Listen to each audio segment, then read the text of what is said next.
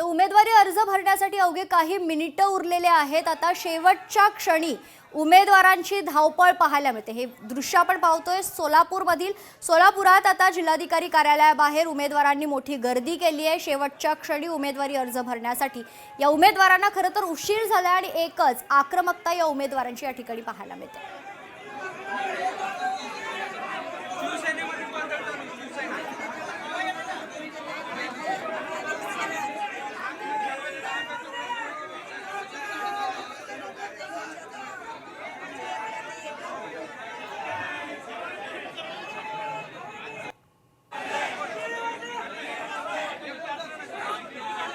संपूर्ण राज्यात महानगरपालिका निवडणुकांची रणधुमाळी पाहायला मिळते। उमेदवारी अर्ज भरण्यासाठी उमेदवारांसाठी आता काही मिनिटं उरलेले आहेत।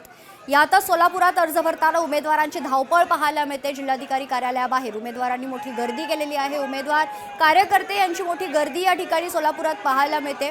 उमेदवारी अर्ज भरण्यासाठी उमेदवार आता आक्रमक झालेले आहेत। मात्र उशीर झाल्यामुळे खरं तर आता प्रशासन आणि उमेदवारांमध्ये एकच संघर्ष पाहायला मिळतोय।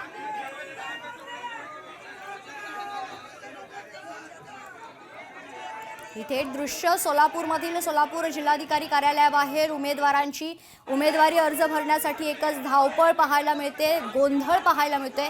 उमेदवार आणि कार्यकर्ते चांगलेच आक्रमक झालेले आहेत। शेवटच्या क्षणी उमेदवारी अर्ज भरण्यासाठी आलेल्या उमेदवारांची धावपळ आपण स्पष्टपणे पाहू शकतो।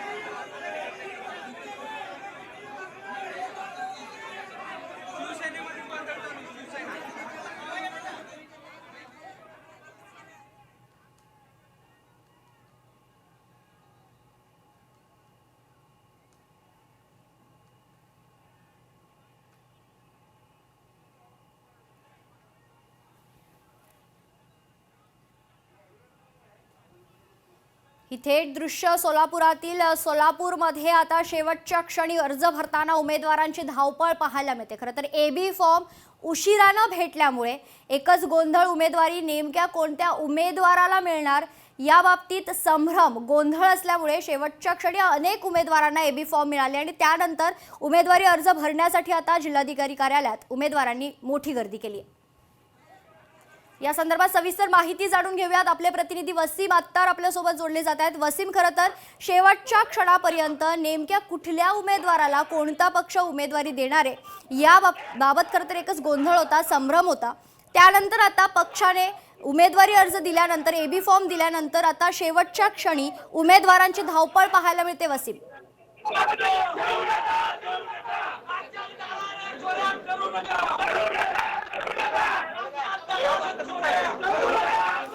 माझा आवाज आपल्यापर्यंत पोहोचतोय?